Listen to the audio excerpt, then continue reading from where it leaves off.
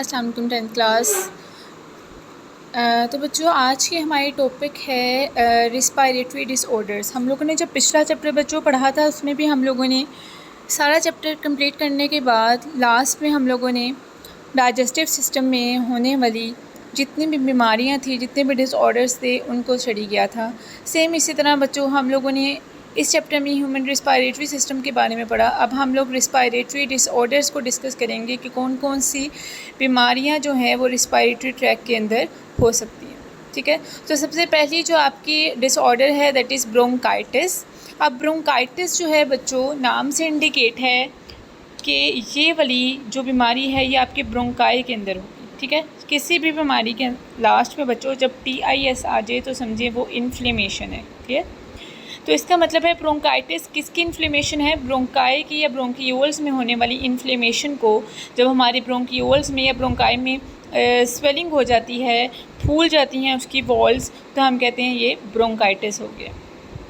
हाँ बच्चों, जो ब्रोंकाइटिस होता है उसमें होता क्या है, जो इनर स्पेस होती है हमारी ब्रोंकाई के अंदर वो कम हो जाती है। जस्ट इमेजिन कि हमारे पास एक सही ब्रोंकाई है जिसकी वॉल्स बिल्कुल ठीक हैं, लेकिन एक वॉल जिसके अंदर इन्फ्लेमेशन हो जाती है, वो जगह फूल जाती है। तो जब कोई जगह फूल जाएगी तो उसके अंदर का सुराग जो है वो कम हो जाएगा। इसका मतलब उसके अंदर की जो खाली स्पेस है वो कम हो जाएगी। सो दैट्स वाई जो है क्या होता है हमारे पास ब्रोंकाइटिस के अंदर इनर स्पेस जो होती है ब्रोंकियोल्स के अंदर वो डिक्रीज़ हो जाती है। और दूसरा काम क्या होता है बच्चों, इसके अंदर हमारे पास म्यूकस प्रोडक्शन बहुत ज़्यादा हो जाती है। हमारे बच्चों रिस्पायरेटरी ट्रैक में जितने भी ऑर्गन्स आते हैं उन सब के अंदर थोड़ी थोड़ी मिकदार में म्यूकस बनता है, लेकिन जब ब्रोंकाइटिस होता है तो तब हमारे पास ये जो म्यूकस प्रोडक्शन होती है बच्चों ये बहुत ज़्यादा हो जाती है, जिसकी वजह से अब पहले ही वो नैरो हो गया था उसका जो हॉल था और अब म्यूकस ने भी बाकी जगह ले ली। तो अब हमारे पास जो स्पेस होती है inner space of the bronchioles वो और ज़्यादा डिक्रीज़ हो जाती है। ठीक है, तो ब्रोंकाइटिस में हमारे पास दो काम होते हैं। एक हमारे पास क्या होता है, इन्फ्लेमेशन हो जाती है वॉल्स ऑफ ब्रोंकियोल्स की और ब्रोंकाई की, और दूसरा हमारे पास म्यूकस प्रोडक्शन बहुत ज़्यादा हो जाती है। अब हमारे पास जो है बच्चों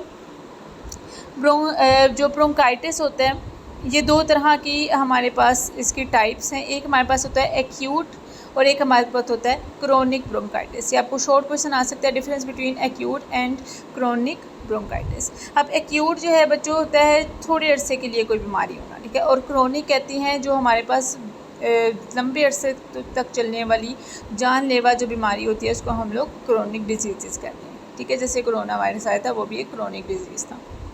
एनी हाउ, अब हमारे पास एक्यूट ब्रोंकाइटिस क्या होता है बच्चों, ये हमारे पास इस तरह की इन्फ्लेमेशन है जिसमें हमारे पास ज़्यादा डैमेज नहीं होता, ज़्यादा इन्फ्लेमेशन नहीं होती है हमारे वॉल्स ऑफ ब्रोंकियोल्स की, ब्रोंकाई की।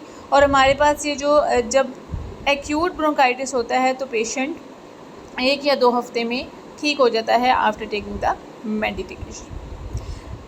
जबकि जो हमारे पास क्रोनिक डिजीज़ होती है, क्रोनिक ब्रोंकाइटिस, वो लॉन्ग टर्म हमारे पास डिजीज़ होती है जिसमें 3 मंथ्स to 2 years तक अरसा लग जाता है और इसमें बहुत ज़्यादा डिस्ट्रक्शन, बहुत ज़्यादा इन्फ्लेमेशन हो जाती है in the walls of bronchioles and bronchi, जिसकी वजह से हमारे पास सांस लेना बहुत ज़्यादा मुश्किल हो जाता है। और mucus production in the wall of bronchioles and bronchi बहुत ज़्यादा हो जाता है, जिसकी वजह से वॉल्स जो हैं वो बिल्कुल ही बंद हो जाती हैं। ठीक है, अब इसकी कोज़ क्या है, ब्रोंकाइटिस होता क्यों है बच्चों। ब्रोंकाइटिस की मेन कोज़ हमारे पास बैक्टीरियल इन्फेक्शन है या फिर वायरस इन्फेक्शन है, या तो किसी वायरस की वजह से भी ये ब्रोंकाइटिस हो सकता है, ये किसी बैक्टीरिया की वजह से भी ब्रोंकाइटिस हो सकता है। मोस्टली हमारे पास 95% चांसेस है कि किसी वायरस की वजह से ही ब्रोंकाइटिस होगा।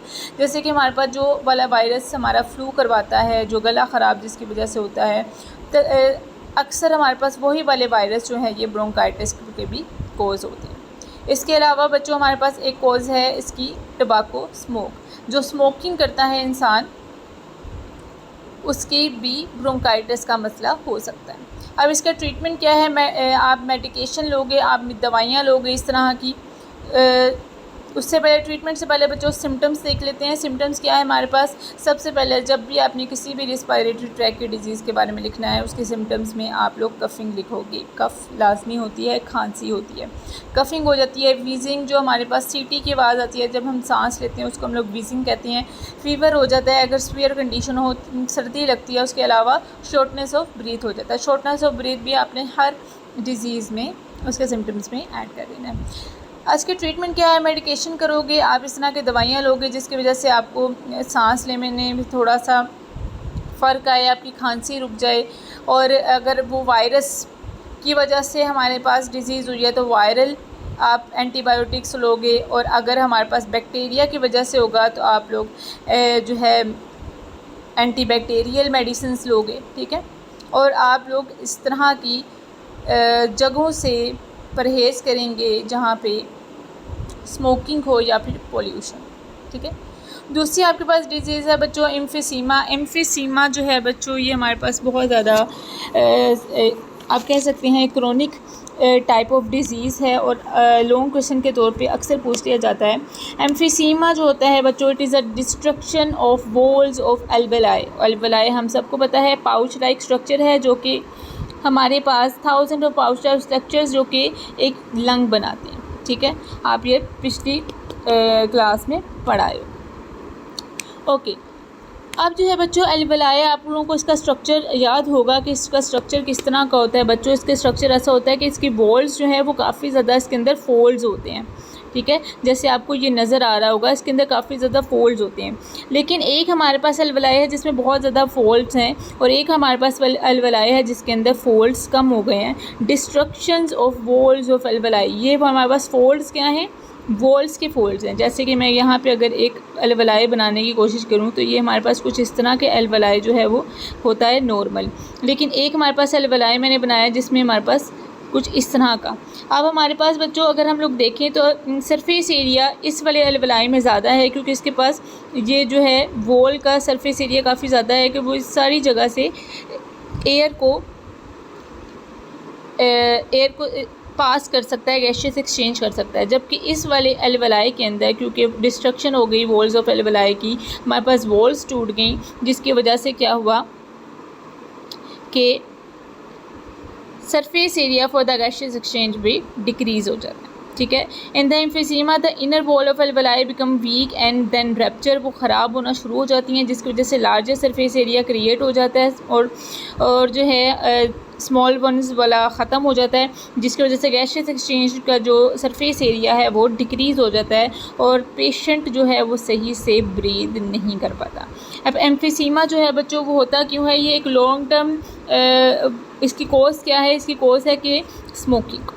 जो बंदा स्मोकिंग करता है काफ़ी लंबे अरसे से स्मोकिंग कर रहा है उसको एम्फीसीमा होने के चांसेस बहुत ज़्यादा हैं, ठीक है। इस तरह के परफ्यूम्स, इस तरह के इरिटेशन अगर आपको परफ्यूम से होती है उसकी वजह से भी एम्फीसीमा हो सकता है, ठीक है। और एयर पोल्यूशन की वजह से भी एम्फीसीमा हो सकता है। अब सिम्टम्स क्या है? सबसे पहले वही कफ़ होगी, बहुत ज़्यादा शॉर्टनेस ऑफ ब्रीथ होगी, उसके अलावा चेस्ट टाइटनेस, आपको जो है आपकी छाती में दर्द होगी जब आप सांस लोगे क्योंकि जाहिर सी बात है लंग्स सही से काम नहीं करे, एल्वेलाई डिस्ट्रक्ट हो गई हैं और गैसेस एक्सचेंज सही से नहीं हो पा रहा जिसकी वजह से जब हम सांस अंदर लेते हैं तो जब हम सांस अंदर लेते हैं वो एयर ट्रैप हो जाती है हमारी लंग्स के अंदर और बाहर निकलने में उसको मुश्किल होती है जिसकी वजह से आपके चेस्ट में पेन होता है, टाइटनेस फील होती है, ठीक है। और इसका आपके पास इलाज क्या है, ट्रीटमेंट क्या है? आप मेडिसिन लोगे जो आपको कफ़ को और ब्रीदिंग प्रॉब्लम्स को रिलीफ देंगी और जो है इस तरह की मेडिसिन लोगे जिसकी वजह से आपकी खांसी वगैरह जो है वो ख़त्म हो जाएगी। उसके अलावा एम्फीसीमा जो है वो कम्प्लीटली बच्चों आज को क्योर नहीं कर सकते क्योंकि जब किसी पेशेंट को एम्फीसीमा होता है जब तक उसको पता चलता है कि उसको एम्फीसीमा है या ऐसी कोई बीमारी है तो तब तक उसके 50 to 70% ऑफ द लंग्स जो हैं बच्चों वो डिस्ट्रॉय हो चुके होते हैं। तो इस वजह से उसको हम लोग कम कर सकते हैं, कम्प्लीटली हम ख़त्म नहीं कर सकते। तो आज के लिए बच्चों इतना काफ़ी है। आप लोगों ने दोनों अच्छे से याद कर लेना, दोनों लॉन्ग क्वेश्चन के लिए इंपॉर्टेंट है as well as short question के लिए। अपना ख्याल रखिएगा। अल्लाह हाफिज़।